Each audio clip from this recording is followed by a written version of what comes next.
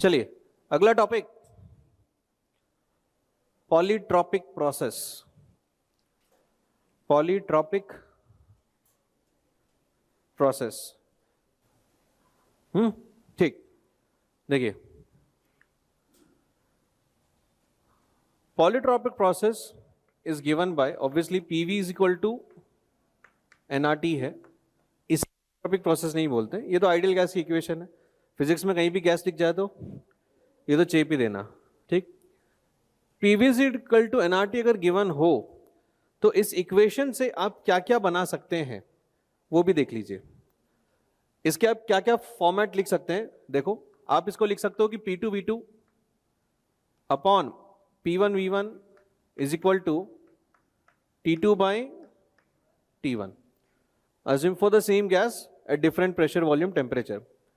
और क्या क्या कर सकते हो, क्या ऐसे भी लिख सकते हो P2V2 minus P1V1 is equal to NR T2 minus T1। देख लो आराम से, ये भी लिख सकते हैं ना, बिल्कुल लिख सकते हैं, ठीक। इसके अलावा क्या इसका डिफरेंशियल फॉर्म भी लिख सकते हैं, PdV plus VdP is equal to NR dt, ठीक है। तो एक PV is equal to NRT equation आपको ये तीन अलग अलग टाइप्स की इक्वेशन देती है, जिसको आप जब भी समय पड़े, जैसा भी यूज पड़े, उस तरीके से लिख सकते हैं। क्लियर है, ठीक है ना। चलिए, सेकंड जो पॉलीट्रॉपिक प्रोसेस की इक्वेशन होती है, इसको तो लिख लेते हैं 2। और जो फर्स्ट पॉलीट्रॉपिक की इक्वेशन होती है बच्चों, वो होती है PV की power x is equal to कुछ constant, let's call it K। ये होता है पॉलीट्रॉपिक प्रोसेस की इक्वेशन। प्रेशर इनटू V की power x is equal to some constant K, right. और ये जो x है, ये माइनस इंफिनिटी से प्लस इंफिनिटी तक x का वैल्यू कुछ भी हो सकता है। क्लियर, माइनस इंफिनिटी से प्लस इंफिनिटी तक x का जो वैल्यू है वो कुछ भी हो सकता है। क्या अब तक समझ में आ गया, ठीक है। PV is equal to NRT तो सिंपल आइडियल गैस इक्वेशन है, जो किसी भी एक पॉइंट पे हमेशा ट्रू होगा। और जो अपना पॉलीट्रॉपिक प्रोसेस होता है, ये ऑब्वियसली मुझे बताने की जरूरत नहीं है, ये जो भी चीजें होती हैं ये कैसी होंगी बच्चों, रिवर्सिबल होंगी। और रिवर्सिबल अगर कोई बोल दे तो Chupke Chupke quasi static process भी होगा। बाय डिफॉल्ट ये अपन मान के चल रहे हैं, क्योंकि अगर सडन प्रोसेस है तो PV is equal to NRT हर एक इवेंट पे लगे, ये कोई जरूरी नहीं है। तो अगर मुझे PV is equal to NRT हर जगह लगाना है, हर एक टाइम इवेंट पे लगाना है, तो मेरे प्रोसेस को रिवर्सिबल और क्वाजी स्टैटिक होना ही पड़ेगा। इसमें थ्योरी में तो ज्यादा सवाल पूछेंगे भी नहीं, वो सवाल तो इन्हीं पे आएगा, पर अपने को अंदर ही अंदर पता होना चाहिए कि जो भी प्रोसेस अपने होंगे वो हमेशा कैसे होंगे, स्लो प्रोसेस होंगे, ठीक। तो ये हो गया। तो PV ये क्या है, ये प्रोसेस डिफाइन कर रहा है कि गैस को एक पॉइंट से दूसरे पॉइंट में ले जाने के लिए कौन सा पाथ फॉलो किया गया है। तो x की अलग अलग वैल्यू पे क्या P एक पॉइंट से दूसरे पॉइंट तक अलग अलग पाथ जाएगा, ठीक है। वो अभी धीरे धीरे आपको समझ में आ जाएगा। तो x वेरिएबल है, प्रेशर और वॉल्यूम में ये जो है दिस इज प्रोसेस, और ये क्या है, आइडियल गैस इक्वेशन, ठीक है। चलिए, डिग्री ऑफ फ्रीडम, जो भी ये गैस है, उस गैस का जो डिग्री ऑफ फ्रीडम है उसे अपन क्या मान लेते हैं बच्चों, F मान लेते हैं, ठीक। चलिए ध्यान दीजिएगा आप, फोर्थ पॉइंट मुझे लिखना है पोटेंशियल एनर्जी का चेंज। तो अगर जो गैस है वो P1V1 T1 से कहां जा रही है, P2V2 T2 में जा रही है। जो गैस है अपने पास वो P1V1 T1 से कहां जा रही है, P2V2 T2 पे जा रही है, ठीक है। तो इस प्रोसेस के दौरान कितना पोटेंशियल एनर्जी में चेंज आएगा, क्या आप लोग बता सकते हैं, F/2 into NR delta T, T2 minus T1, perfect. ये जो इक्वेशन है क्या ये x पे डिपेंड करेगी, बिल्कुल नहीं करेगी। क्यों नहीं करेगी, because delta U only depends on initial and final temperature, हाँ या ना, उसे x से कोई मतलब नहीं है। अगर टेम्परेचर डिफरेंस मुझे पता चल गया तो दुनिया की कोई भी ताकत मुझे delta U is equal to NFR delta T लिखने से नहीं रोक सकती, ठीक है। कल की क्लास में लिखवाया था वैलिड ऑलवेज, ऑलवेज मतलब ऑलवेज, सब हर टाइम लगेगा, ठीक है। तो ये तो इतना हो गया। इसका डिफरेंशियल फॉर्म अगर आप चाहते हो तो वो भी लिख सकते हो, du is equal to F/2 NR dt। इसमें भी कोई समस्या नहीं, क्योंकि डेल्टा U जो है स्ट्रेट फंक्शन है, ठीक है, ये तो हो गया। मतलब मैं क्या कर रहा हूं, जो मेरे पास ये है फर्स्ट लॉ ऑफ थर्मोडायनेमिक्स, इसका मैंने डेल्टा यू लिख लिया, डेल्टा यू लिख लिया। अब मैं क्या निकालने वाला हूं, वर्क डन। ठीक है, तो देखिए बच्चों, वर्क डन के लिए क्या क्या बातें हो सकती हैं। वर्क डन के पहले थोड़ा सा पीवी की पावर एक्स को एक्सप्लोर कर लेते हैं, इसको भी थोड़ा सा एक्सप्लोर कर लेते हैं कि जैसे पीवी इक्वल टू एनआरटी में 3-4 इक्वेशन छुपी हुई थी, ठीक वैसे ही पीवी टू की पावर एक्स में क्या क्या छुपा हुआ है और आप उसको किन किन तरीकों से यूज कर सकते हो, उसको एक बार समझने की कोशिश करते हैं। क्लियर? तो पहला तो यह है कि क्या मैं यहां पे ये यूज कर सकता हूं कि P1 V1 की power x is equal to K is equal to P2 V2 की पावर x? बोलो, बिल्कुल लिख सकते हैं, हाँ या ना? भाई उस प्रोसेस, जो भी प्रोसेस चल रहा है, उस प्रोसेस में P1 V1 और P2 V2 को दो रिलेशन है मेरे पास। एक तो आइडियल गैस का रिलेशन है, उसके साथ साथ एक और कौन सा रिलेशन है, पीवी की पावर एक्स वाला रिलेशन भी है। क्लियर है? पक्का? ठीक। जिन बच्चों को इसमें अभी मजा नहीं आ रहा है, आप ये मान के चलो कि ये मैंने कुछ मैथमेटिकली लिख दिया है कि प्रेशर और वॉल्यूम को ये एक्सेप्ट करना पड़ेगा, तो आप तो इसे एक एडिशनल इक्वेशन मान के चलो। ये मत सोचो कि इक्वेशन आई कहां से, अभी आपको उसकी टेंशन हो रही होगी कि इक्वेशन कैसे आ गई। ये इक्वेशन दी जाती है हमेशा, हम इसको डिराइव नहीं कर रहे हैं, ये इक्वेशन सामने वाले ने दे दी है कि सामने वाले को प्रेशर P1 से P2, वॉल्यूम V1 से V2 जाना था, तो उसने इस प्रोसेस के थ्रू वो लेके गया है। ठीक है, थोड़ा सा समय दीजिए, 15-20 मिनट, अभी सब कुछ एकदम आपको समझ में लगने लगेगा। ठीक है, तब तक ये टेंशन मत लो कि ये कैसे आया, ये आ गया, ये आपकी हेडेक नहीं है, ये it will be given in the question. समझ रहे हो बात को? It will be given in the question. ठीक है, क्या ऐसा कुछ यूज कर सकते हैं? बिल्कुल यूज कर सकते हैं। अच्छा, एक और बात इसके अलावा, मान लो प्रेशर और वॉल्यूम में मुझे रिलेशन नहीं चाहिए, मुझे रिलेशन चाहिए वॉल्यूम और टेम्परेचर में, तब क्या करें? प्रेशर को हटा दो, तो प्रेशर को क्या लिख देंगे अपन, nRT बाय V। तो प्रेशर को क्या लिख सकते हैं, nRT by V into V की power x is equal to constant K dash लिख सकते हैं। तो ये क्या बन जाएगा कि T इंटू V की power x-1 is equal to K dash. क्या ये भी एक फॉर्म है जो लिखी जा सकती है? बिल्कुल लिख सकते हैं। समझ में आ गई बात? अगर ये अपन ने लिख दिया, तो क्या यहां से ये भी लिख सकते हैं कि T1 V1 की power x-1 is equal to T2 V2 की पावर x-1। ठीक है, क्योंकि ऐसे सवाल भी आ सकते हैं। वो आपको बोलेगा कि gas is following this function P into V square is equal to constant. सवाल ने ये दे दिया। ठीक है, फिर सवाल ने पूछा कि जब वॉल्यूम 4 गुना हो जाएगा तो प्रेशर क्या होगा, सवाल ने ये दे दिया, तो फिर क्या यूज करोगे, P1 V1 की power x is equal to P2 V2, जहां V2 को लिख लोगे 4 टाइम्स ऑफ V1, सॉल्व हो जाएगा, प्रेशर P2 मिल जाएगा, है ना? तो ये ऐसे कि x का कुछ वैल्यू आपको दिया रहेगा। ठीक है, ये क्लियर है? पक्का? फैल गए तुम तो यार अभी से, अभी तो असली चीजें शुरू भी नहीं हुई है। भाई डाउट है तो पूछ लो, जहां पे भी कंफर्टेबल फील नहीं हो रहा है पूछ लो, समझा दूंगा। शक्लें बता दी तुम्हें, समझ में नहीं आ रहा है, पूछ लो भाई, कोई दिक्कत नहीं है। हाँ,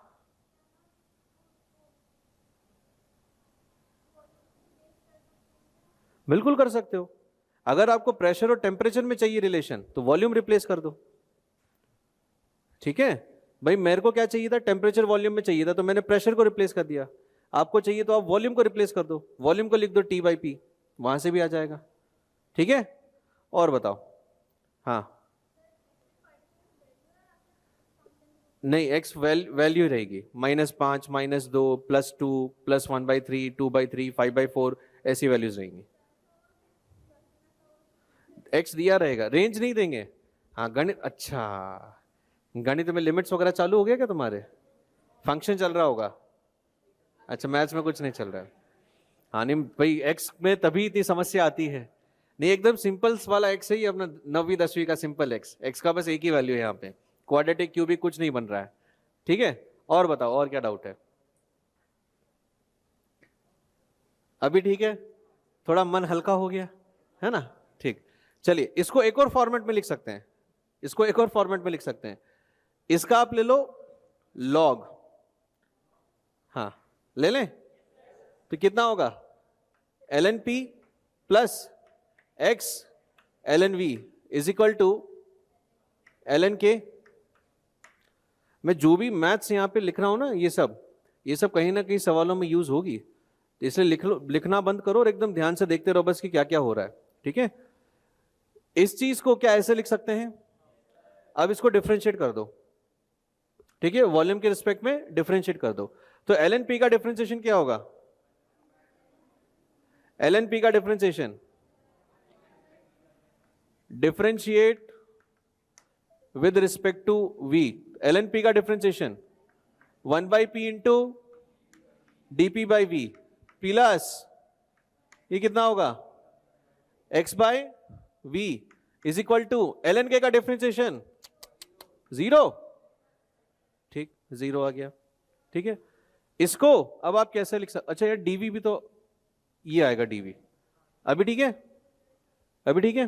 हाँ, अब इसको कैसे लिख सकते हैं, इसको आपने ऐसा देखा कि dp by dv is equal to minus x times p by v, लिख सकते हैं।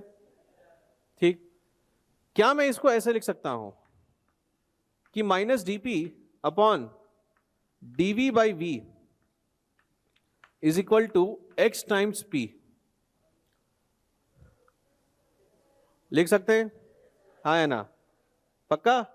ठीक, ये जो LHS है इसको पढ़ के बताओ।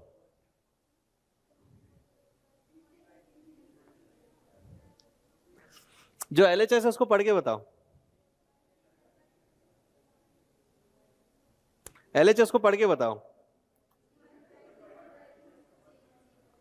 हाँ, बल्क मॉडुलस, बिल्कुल परफेक्ट।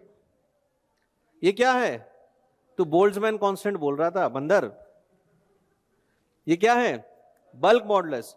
बल्क मॉडुलस की वैल्यू कितनी आई, x टाइम्स p, और ये आपको याद रखना है कि किसी भी पॉलीट्रॉपिक प्रोसेस में जो बल्क मॉडुलस की वैल्यू होती है वो कितने टाइम्स होती है, x टाइम्स p। मतलब ये है कि गैस के लिए, भाई सॉलिड और लिक्विड के लिए आपने पढ़ा होगा कि बल्क मॉडुलस कांस्टेंट रहता है, पर एयर ऐसी चीज है जिसको इजीली कंप्रेस किया जा सकता है। एयर का वॉल्यूम कांस्टेंट नहीं होता, गैसेस का वॉल्यूम कांस्टेंट नहीं होता, तो वहां पे जो बल्क मॉडुलस होता है बच्चों, वो किसके प्रोपोर्शनल होता है, एक्स एंड प्रेशर के। ये बात समझ में आ गई? ठीक है, ये याद रखना है कि PV to the power X अगर कुछ है तो उस आइडियल गैस का बल्क मॉडुलस कितना होगा, एक्स टाइम्स पी। ये है, इसको याद कैसे रखोगे, स्ट्रेस अपॉन स्ट्रेन, बताया था मैंने, स्ट्रेस अपॉन स्ट्रेन। ये क्या है, volume stress upon volume strain. Young's modulus क्या होता था, longitudinal stress upon longitudinal strain. ठीक है, ठीक वैसे ही बल्क मॉडुलस क्या है, volume stress upon volume strain. Negative क्यों लगाते हैं, because we need all of our elastic constants to be positive, इसलिए वहां पे क्या लगाते हैं, नेगेटिव साइन लगा देते हैं। क्या ये बात आपको समझ में आ गई? ठीक है, चलिए, ये तो हो गई ये वाली कहानी। अब इसको थोड़ा सा आगे बढ़ाते हैं, छाप लो तब तक।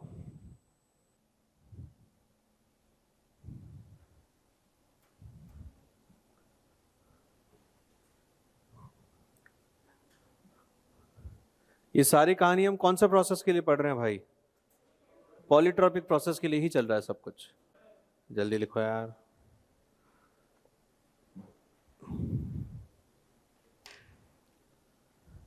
ये सब तो बेकार बेकार चीजें, अभी शुरुआत कहाँ की है अपन ने, कुछ भी नहीं है तो फालतू है, ये सब तो तुम्हें आता है ऑलरेडी, कुछ नया नहीं है इसमें। हो गया? ठीक, ध्यान दो। अब हम बात करेंगे बच्चों वर्क की। डेल्टा यू की बात कर चुके हैं, बाकी सब फालतू चीजों की बात भी हो गई है, अब बात करेंगे वर्क की। तो एक बात बताइए, जो DW होता है क्या वो PDV होता है? क्या ये हमेशा होगा या कभी कभी होगा?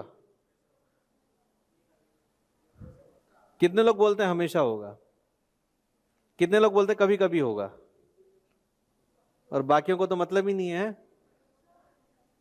भाई। PDV जो है, this is derived from fundamental definition of work, F dot dx से डिफाइन किया था इसको। जो वर्क डन होता है क्या वो F डॉट dx हमेशा होता है? ठीक वैसे ही PDV भी हमेशा होगा, नोट्स पढ़ के नहीं है, लिखा है वहां पे, पन्ने पलट के देखो। dw के लिए क्या लिखा है, dw is always equal to pdv, always, irrespective of the process, कैसा भी प्रोसेस हो, dw is equal to pdv जो है बहुत ही फंडामेंटल डेफिनेशन है, ये हमेशा ट्रू होगी। इंटीग्रेशन आता है पाथ डिपेंडेंट, बट किसी भी इंस्टेंट पे pdv लिखना कभी भी गलत नहीं होता, ठीक। अब जो टोटल वर्क डन होगा बच्चों, वो क्या होगा, इंटीग्रल pdv। क्या मैं इस p को इंटीग्रल के बाहर ले सकता हूं, नहीं, क्योंकि pv to the power x में अगर वॉल्यूम चेंज होगा तो प्रेशर भी पक्की बात है चेंज हो रहा होगा। क्या मैं इन दोनों को इंटीग्रेट कर सकता हूं, हाँ, अच्छा बताओ ये क्या होगा, इंटीग्रल साइन x, इसका इंटीग्रेशन बताओ कितना होता है, और ये बताओ इसका इंटीग्रेशन कितना होगा, इंटीग्रल cos x dy, हाँ, इसका इंटीग्रेशन sin x होगा, यह sin y होगा।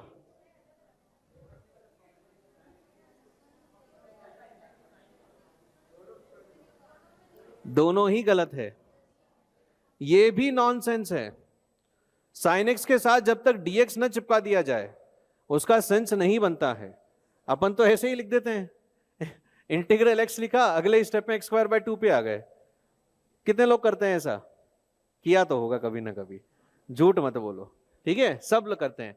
तो जब तक dx ना हो इंटीग्रेशन का सेंस नहीं बनता, और अगर दो वेरिएबल चिपका रखे हो तो उसको भी अपन इंटीग्रेट नहीं कर सकते। पार्शियली डिफरेंशिएट जरूर कर सकते हैं, पर पार्शियल इंटीग्रेशन जैसा कुछ भी नहीं होता, ठीक है।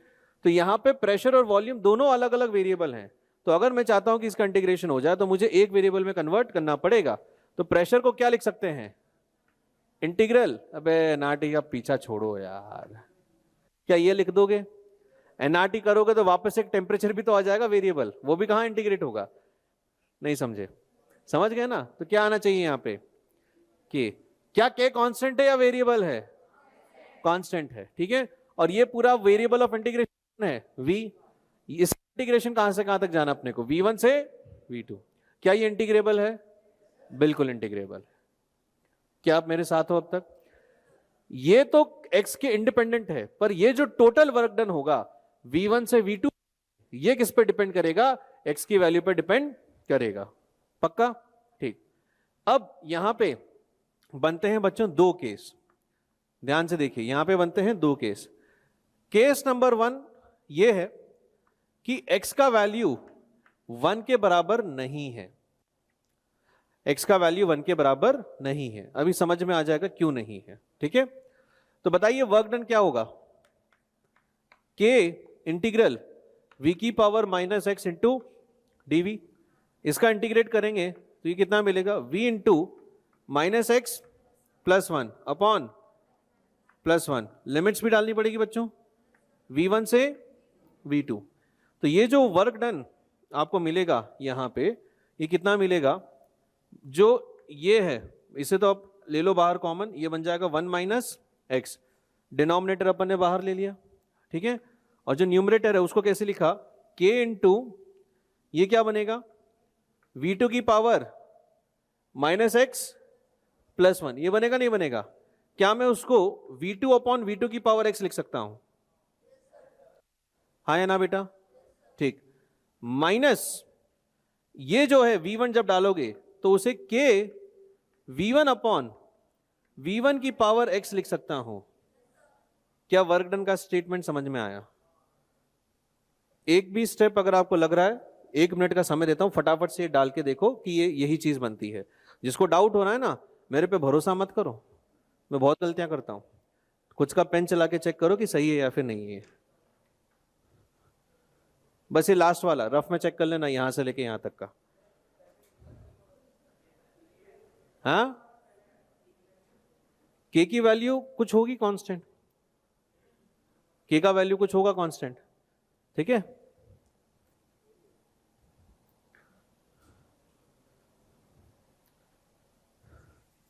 साइंस के स्टूडेंट्स हो, कभी भी अंधा विश्वास मत किया करो।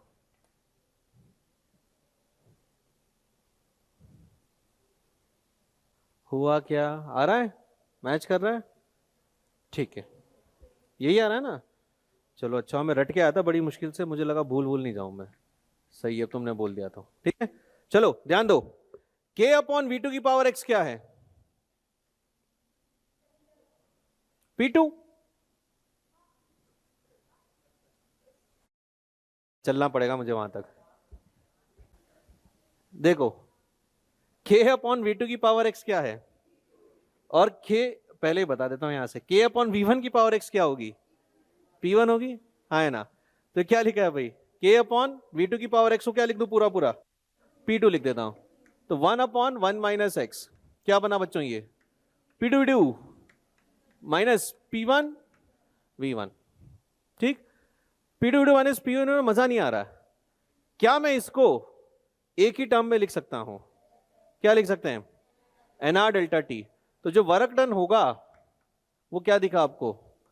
nr delta t upon 1 minus X, to be remembered.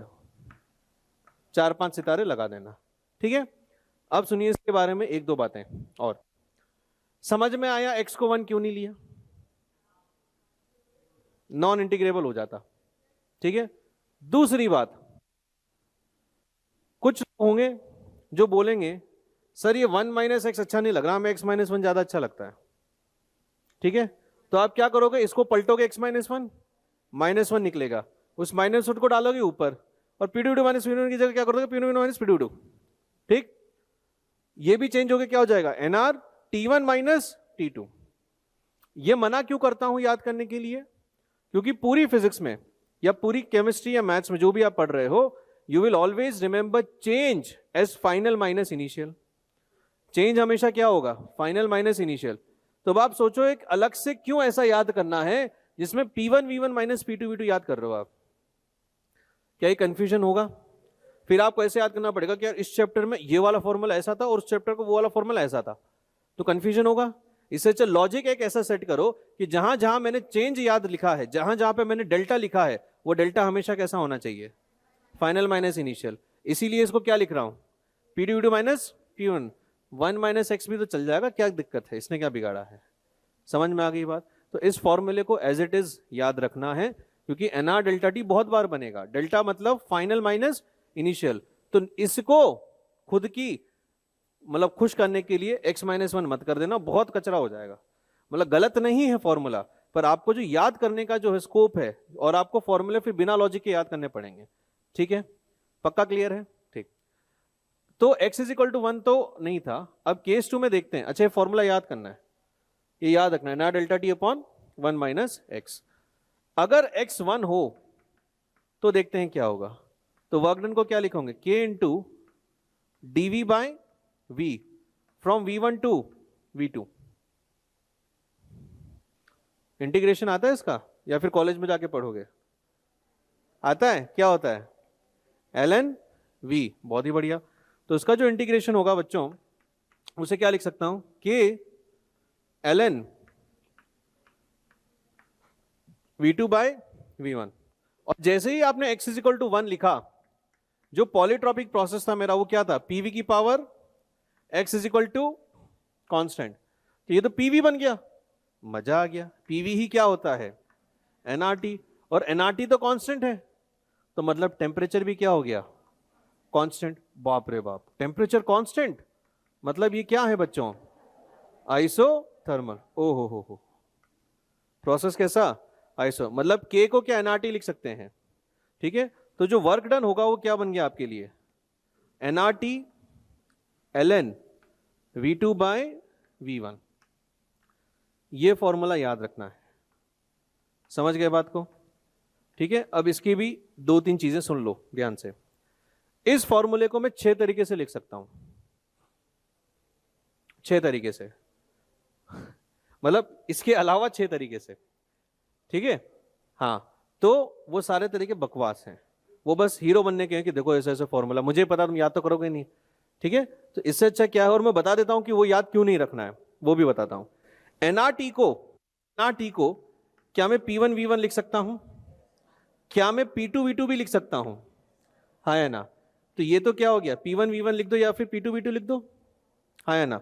और वैसे ही जो ln के अंदर v2 by v1 है, इसको क्या लिख सकते हैं, V2 बाई V1 या फिर P1 बाई P2, क्योंकि P1 is equal to P2 V2, तो V2 बाई V1 क्या होगा, P1 बाई P2। तो अब देखो इसको आप लिख सकते हो P1 V1 से या P2 V2 से, या फिर और किससे लिख सकते हो, NRT। हाँ तो 6 तरीके ही होंगे, मतलब 3 तरीके इधर हैं, 2 पॉसिबिलिटीज इधर हैं, तो 3 इंटू 2 कितने हो गए, 6। अब मैं सारे लिखवा देता आपको, ठीक है, और फिर बोल देता रट लो कि ये गिवन है तो ये यूज करना, ये गिवन है तो ये यूज करना। कुछ चमकता उसमें, नहीं चमकता, ठीक है। इन सब कुछ याद करने से अच्छा क्या याद करो, best NRT into LN V2 by V1। इसका भी लॉजिक है कि ये क्यों बोल रहा हूं। इसका लॉजिक ये है कि अगर आपको आइसोथर्मल प्रोसेस पता चल गया, तो आइसोथर्मल का मतलब टेम्परेचर ही क्या है, तो NRT में T दिख रहा है, T में ना तो T1 है ना T2 है, इसका मतलब ही क्या है, टेम्परेचर। तो P1 V1 P2 लिखने की झंझट हटाओ, नहीं समझे। वर्क को अपन वॉल्यूम से रिलेट करते हैं या प्रेशर से रिलेट करते हैं, वर्क को रिलेट करते हैं वॉल्यूम से। वॉल्यूम अगर बढ़ता है तो वर्क पॉजिटिव आता है। तो सोचो अगर वॉल्यूम बढ़ गया तो ln के अंदर की क्वांटिटी 1 से बड़ी होगी, and log of anything greater than 1 is always positive, हाँ या ना। वॉल्यूम अगर घट गया तो log के अंदर की क्वांटिटी 1 से छोटी होगी, तो log of anything less than 1 will be negative. तो क्या work done automatically plus minus में आ जाएगा। तो ये सारे फॉर्मूले आपको अलग अलग बुक्स में मिल सकते हैं, पर इनके पीछे मत पिघलना। क्या याद करना है, NRT LN V2 by V1 सीधा। क्योंकि अगर ये होता, अगर x का वैल्यू 1 नहीं है, अगर x का वैल्यू 1 नहीं है तो टेम्परेचर चेंज होगा। सोचो, x का वैल्यू 1 है तो टेम्परेचर चेंज, और x का वैल्यू 1 नहीं है तो टेम्परेचर चेंज, तो NR डेल्टा T आ गया। और अगर टेम्परेचर कांस्टेंट है तो क्या आ जाएगा, NRT log of ln of V2 minus ln V2 by V1। Formula याद ही हो गया होगा अब तक तो, हाँ या ना, ठीक है। तो ये जो पॉलीट्रॉपिक प्रोसेस के हैं, ये 2 फॉर्मूले मैं आपको लिखवा दिया हूं, क्लियर है। एक तो ये वाला कब लगेगा, जब x का वैल्यू 1 नहीं है। ये कब लगेगा, जब प्रोसेस आइसोथर्मल है। क्लियर है भाई, चलिए बस पूरी चीज जो है अब कंक्लूड होने वाली है। लिख लिया, हाँ तो फिर आगे बढ़ो ना, फिर टाइम क्यों खराब कर रहे हो। चलिए देखिए, अब अपन लगाने वाले हैं फर्स्ट लॉ ऑफ थर्मोडायनेमिक्स, ठीक है। फर्स्ट लॉ ऑफ थर्मोडायनेमिक्स देखिए बच्चों, तो फर्स्ट लॉ ऑफ थर्मोडायनेमिक्स में Q इज इक्वल टू क्या होता है, work done plus delta U। क्या मैंने वर्क डन निकाल लिया, वर्क डन आ गया अपना पॉलीट्रॉपिक प्रोसेस का। क्या हमने डेल्टा U ऑलरेडी निकाल लिया था, वो भी आ गया, दोनों को सब्स्टिट्यूट कर देते हैं। तो ये बन जाएगा Q is equal to N R delta T upon 1 minus X. सब लोग देखिए इधर, और ये बन जाएगा F/2 NR डेल्टा T, ठीक है। पूरी इक्वेशन को अपन N डेल्टा D से डिवाइड कर देते हैं, तो ये बन जाएगा बच्चों R upon 1 minus x plus FR/2। इसको पढ़ो, ये क्या लिखा है,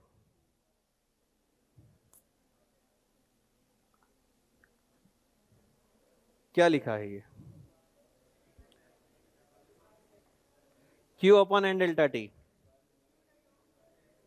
हाँ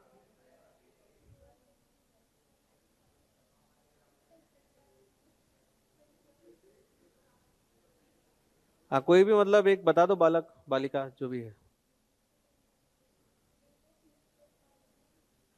रेट ऑफ, रेट तो नहीं है, क्या हमने ये लिखा है कि कितना हीट चाहिए to raise the temperature of N moles by delta T, हाँ या ना। अगर ये पर यूनिट मास होता तो स्पेसिफिक बोलते, ये तो पर यूनिट मोल है, तो इसे क्या बोलेंगे, मोलर हीट कैपेसिटी। अबे मोलर स्पेसिफिक मत बोलो, ये क्या होगा, मोलर हीट कैपेसिटी, ठीक है। हीट कैपेसिटी क्या होती है, Q बाय डेल्टा टी, अभी जस्ट पढ़ा होगा आपने कुछ साल पहले, ठीक है। और मोलर हीट कैपेसिटी क्या होगी कि हीट कैपेसिटी को डिवाइड कर दो किससे, मोल से, तो क्या हो गया molar heat capacity Q upon N delta T, हाँ या ना। मोलर हीट कैपेसिटी को हम डिनोट करते हैं Cx से, C for molar heat capacity, X for any polytropic process, PV to the power X, और इसकी वैल्यू क्या आएगी, Fr/2 plus R upon 1 minus X। This formula is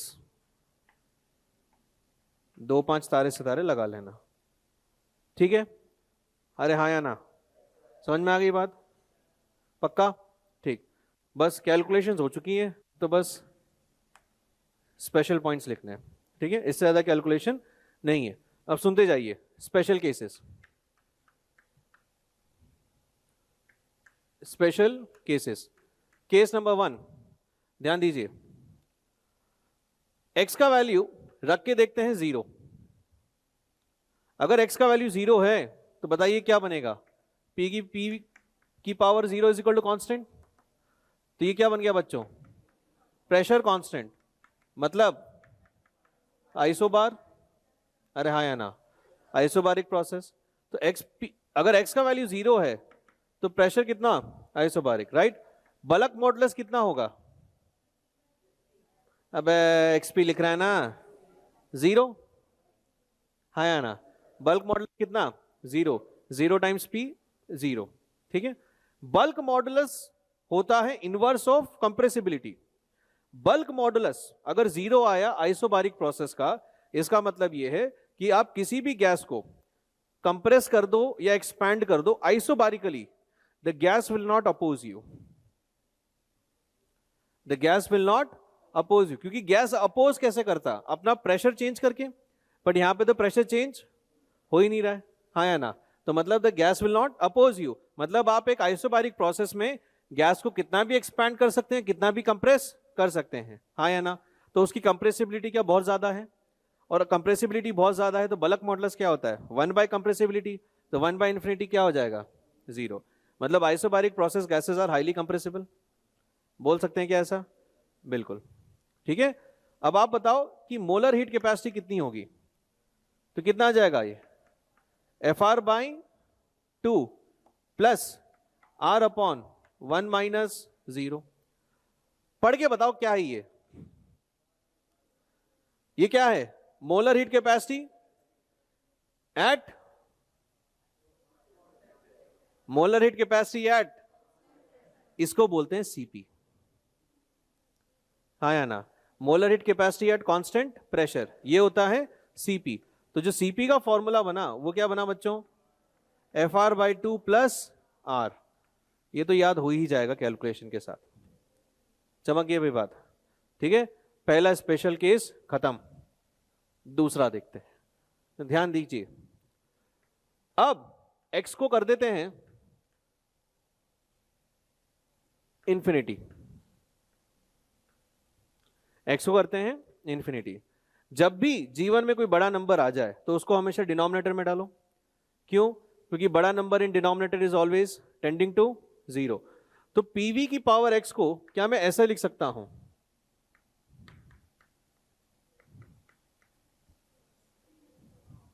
लिख सकते हैं ना भाई, ठीक है। तो यहां पे अगर x टेंडिंग टू इंफिनिटी है तो क्या ये p की पावर 0 बन जाएगा, बोलो यार। तो वॉल्यूम क्या हो गया, कांस्टेंट, और वॉल्यूम अगर कांस्टेंट है तो आइसोकोरिक, ये हो गया भाई आइसोकोरिक प्रोसेस। अगर ये प्रोसेस आइसोकोरिक है एक्सटेंडिंग टू इंफिनिटी में, तो इसका मोलर हीट कैपेसिटी बता, पहले तो बल्क मॉडुलस निकालते हैं। बल्क मॉडुलस कितना होगा, इंफिनिटी, हाँ, क्यों है इंफिनिटी, प्रोसेस है आइसोकोरिक, आइसोकोरिक प्रोसेस मतलब वॉल्यूम चेंज, मतलब तुम कितना ही फोर्स लगा दो वॉल्यूम चेंज ही नहीं कर पाओगे। तो कितना फोर्स लगाना पड़ेगा तुम्हें छोटे से वॉल्यूम चेंज के लिए, इनफाइनाइट, क्योंकि कंप्रेसिबिलिटी इसकी कितनी है, 0। ये नहीं समझ में आया तो ऐसा देख लो, वॉल्यूम कांस्टेंट है तो dv 0 होगा, तो डिनोमिनेटर 0, तो बल्क मॉडुलस इंफिनिटी, ठीक है। अब बात करते हैं मोलर हीट कैपेसिटी की। मोलर हीट कैपेसिटी कितनी आएगी, Fr/2 plus R upon 1 minus infinity. ठीक है, तो ये क्या बन गया अपने पास, FR बाय 2। पढ़ो इसे, क्या है ये, molar heat capacity at constant volume, this is called CV। समझ में आ गई, CV मिल गए तुम्हें तो, हाँ या ना। अब CP CV में क्या रिलेशन होता है कि CP minus CV is equal to R, this is called Mayer's equation. नाम से कोई फायदा नहीं है फॉर आइडियल गैस, कुछ काम का भी नहीं है, बस बताने के लिए बता रहा हूं। समझ गए क्या भाई? ठीक है, अब देखो बढ़िया बात, डेल्टा यू अपन ने क्या लिखा था, डेल्टा यू ये लिखा था F/2 NR डेल्टा टी। क्या मैं अब से डेल्टा यू को N CV डेल्टा टी लिख पाऊंगा और du को N CV dt लिख पाऊंगा? बोलो हाँ या ना। तो जो डेल्टा यू है वो क्या हो गया, F/2 इंटू आर, उसको आपसे क्या बोल सकते हो, NCV डेल्टा टी, और जो du है ये क्या हो जाएगा, NCV dt। Differential form, average form, change form, दोनों आ गया। ठीक है, CV जो है या CP जो है, these are constant for a gas. अगर आपने गैस ली, मान लीजिए ऑक्सीजन आपने लिया, तो उसके लिए CP और CV कांस्टेंट बन चुके हैं। ठीक है, अब उस गैस को आप आइसोकोरिक प्रोसेस कराओ, एडियाबैटिक कराओ, कोई सा भी प्रोसेस कराओ, उस गैस का CP CV तो कांस्टेंट हो चुका। क्योंकि एक गैस को क्या मैं इनफाइनाइट तरीके से प्रोसेस करवा सकता हूं, उन इनफाइनाइट तरीकों में से कुछ स्पेशल केस, अगर मैंने CP बोला कि इस गैस का CP क्या है तो ये होगा, उस गैस का CV क्या है तो ये होगा। समझे नहीं समझे बात को? ठीक है, चलिए third special case, x is equal to 1। ठीक है, आपने CP पहले सुन रखा था, हाँ या ना, आपने CV भी पहले सुन रखा है। ठीक, चलिए x इज इक्वल टू 1, तो ये बताओ कि बल्क मॉडुलस कितना होगा, P, हाँ या ना। और x इज इक्वल टू अगर 1 है तो प्रोसेस कैसा है, आइसोथर्मल, ये मैं ऑलरेडी बता चुका हूं। ठीक, अब बताओ मोलर हीट कैपेसिटी कितनी आएगी, FR/2 upon R upon 1 minus 1। मतलब ये जो हीट कैपेसिटी है वो कहां तक जा रही है, इसको बोल के बताओ ये क्या है, molar heat capacity at constant temperature कितनी होगी, इनफाइनाइट। जिन लोगों ने CP सुना है, CV सुना है, क्या दिमाग में ये डाउट नहीं आया कि CT भी कुछ होगा? मतलब समझ गया मैं, परेशान थे तुम बहुत। ठीक है, तो CT क्यों नहीं होता, क्योंकि वो इनफाइनाइट है। CT इसलिए नहीं होता क्योंकि आइसोथर्मल प्रोसेस में हीट मतलब टेम्परेचर चेंज करने का कोई मतलब ही नहीं है। आइसोथर्मल प्रोसेस में टेम्परेचर चेंज करने का कोई मतलब ही नहीं है, तो वहां पे डेल्टा टी से डिवाइड करने का भी कोई सेंस नहीं बनता। जैसे अपन ने यहाँ पे मोलर हीट कैपेसिटी डिफाइन की, तो आइसोथर्मल प्रोसेस के लिए तो डेल्टा टी हमेशा ही क्या रहने वाला है, 0। इसीलिए CP डिफाइन होता है, CV डिफाइन होता है, पर CT डिफाइंड नहीं होता। समझे नहीं समझे बात को? पक्का? ठीक है, बल्क मॉडुलस आया प्रेशर के इक्वल। ठीक है, क्या ये आपने न्यूटन्स फॉर्मूला में पढ़ा था, speed of sound. Speed of sound क्या होता है, फॉर्मूला स्पीड ऑफ साउंड का, square root of bulk modulus by rho, हाँ या ना। और फिर लिखा था कि न्यूटन ने माना कि प्रोसेस आइसोथर्मल है, तो बल्क मॉडुलस आइसोथर्मल प्रोसेस के लिए प्रेशर के बराबर आ जाता है, तो ये क्या बन गया था, P बाई रो। फिर क्या लगाते हैं, आइडियल गैस इक्वेशन, क्या बन गया था ये, RT बाई M। इससे स्पीड जो है 280 290 के आसपास आई थी, जो कि कम थी एक्चुअल से। अरे ये सब बातें हुई थी। ठीक है, तो वो कहां से पता चला, यहां से निकला है। बल्क मॉडुलस प्रेशर क्यों हुआ आइसोथर्मल प्रोसेस के लिए, यहां से हुआ है। समझ में आ गई बात? छापो फटाफट, क्योंकि अभी 2-4 और बढ़िया चीजें बच रही हैं।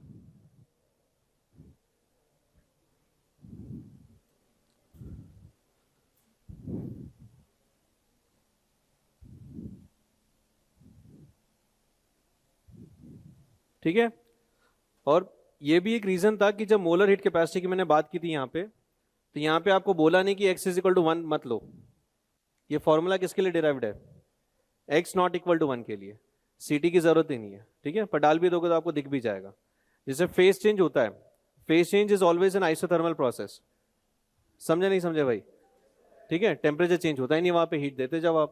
मोलर हीट कैपेसिटी का डेफिनेशन लिखवाऊं क्या? मतलब Q upon N delta T दिख ही रहा है।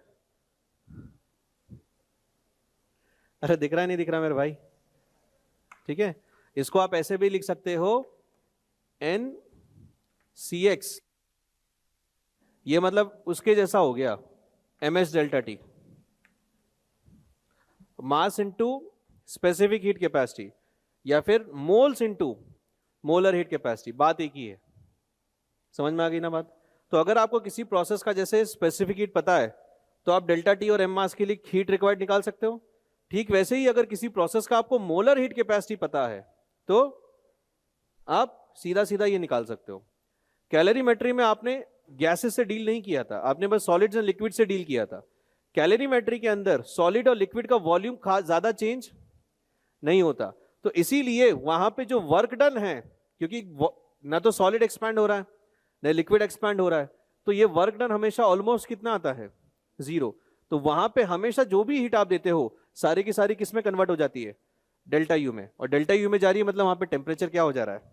बढ़ रहा है। पर गैस के पास दो ऑप्शन है, क्या क्या कर सकता है? एक्सपैंड भी कर सकता है और साथ में अपना डेल्टा यू भी बढ़ा सकता है, इसीलिए थोड़ा सा कॉम्प्लिकेटेड हो जाता है। ठीक है भाई, सारी कड़ियां जुड़ जानी चाहिए अब तक तो, या लिख लो तो एक सवाल कर ले बढ़िया सा।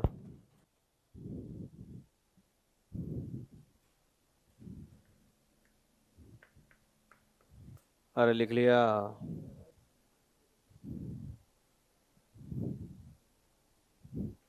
अच्छा, कुछ कुछ जगह ये जो फर्स्ट लॉ ऑफ थर्मोडायनेमिक्स है ये आपको dq बराबर dw प्लस du तो सही लिखा है, बट कुछ कुछ जगह इसे ऐसा लिख देते हैं डेल्टा Q बराबर delta W plus delta U। Delta W बकवास है, चेंज इन वर्क कुछ नहीं होता। समझे मेरी बात को? चेंज इन वर्क कुछ नहीं होता। क्या चेंज इन फोर्स जैसा कुछ सुना है आपने? चेंज इन फोर्स कुछ नहीं होता, चेंज इन वर्क कुछ नहीं होता। तो बहुत से लोग क्या करते हैं dq dw du से इसको सीधा dq को डेल्टा क्यू लिख देंगे, du को डेल्टा यू लिख देंगे और dw को भी work done delta work done लिख देंगे, विच इज नॉनसेंस प्योरली। ठीक है, तो इसको आप इसी फॉर्मेट में लिखिए बस, डेल्टा w इज नॉनसेंस। ठीक है, हो सकता है केमिस्ट्री में दिख जाए कहीं पे। हाँ आ जाओ भाई इधर। पॉलीट्रॉपिक प्रोसेस पीवी की power x is equal to constant, find the value of x is equal to x not for which its molar heat capacity is 0। हो जाओ शुरू।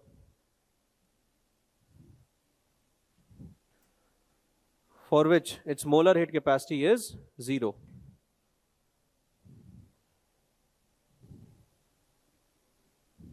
ठीक, मैं कर देता हूं। Cx क्या होता है बच्चों? FR/2 plus R upon 1 minus x. इसको मुझे क्या करना है? 0। x का वो वैल्यू है नॉट जिसके लिए 0 हो जाए। ठीक, तो इसको जब आप सॉल्व करोगे तो ये बनेगा 1 upon 1 minus X not is equal to F/2।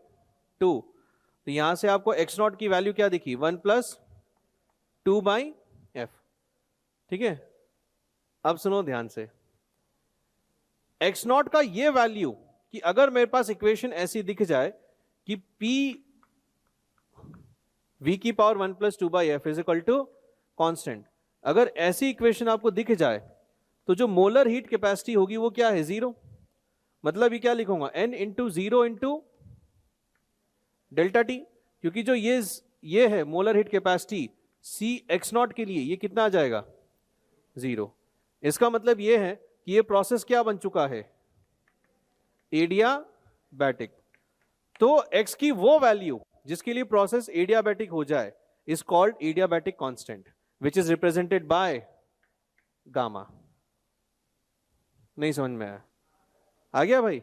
x की वो वैल्यू जिसके लिए मोलर हीट कैपेसिटी क्या बन जाए? 0 बन जाए और प्रोसेस क्या हो जाए? एडियाबैटिक। तो x की उस वैल्यू को क्या बोलते हैं बच्चों? गामा। ठीक है, तो x not is equal to gamma which is equal to 1 plus 2/f। यहां से आता है ये फॉर्मूला। समझ गए? ये फॉर्मूला तो पढ़ ही रखा होगा, ठीक है? तो gamma is equal to 1+2/f, और गामा को क्या बोलते हैं? एडियाबैटिक कांस्टेंट, ठीक है? तो अगर मोनोटॉमिक के लिए गामा निकालना है तो बताओ कितना होगा? 1+2/3, 5/3, और डायाटॉमिक के लिए गामा निकालना है तो 1+2/5, 7/5। तो इसको 1.667 भी लिख सकते हो, और ये क्या हो जाएगा? 1.4। ये दोनों वैल्यूज सबसे आपको याद होनी चाहिए, ठीक है? इसको थोड़ा बहुत और सॉल्व करोगे तो CP/CV भी आपको क्या मिल जाता है बच्चों? गामा ही मिल जाता है, हाँ या ना? ठीक है, कुछ खास बात नहीं है, मतलब दिख ही जाएगा। CP आपके सामने है, CV आपके सामने, रेशियो ले लोगे तो ये भी क्या बन जाएगा? गामा ही बन जाता है, जिसे क्या बोलते हैं? Adiabatic constant.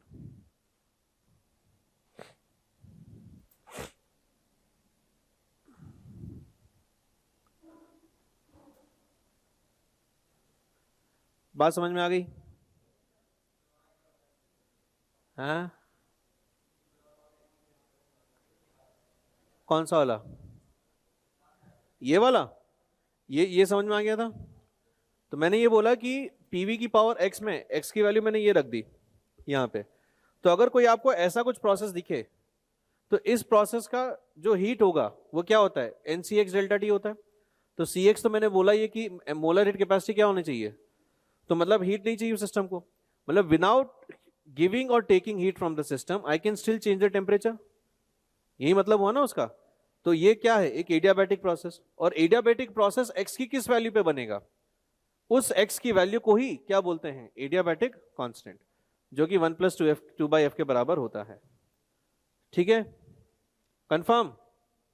चलो अब इसके एक दो एग्जाम्पल करा देता हूं, ठीक है?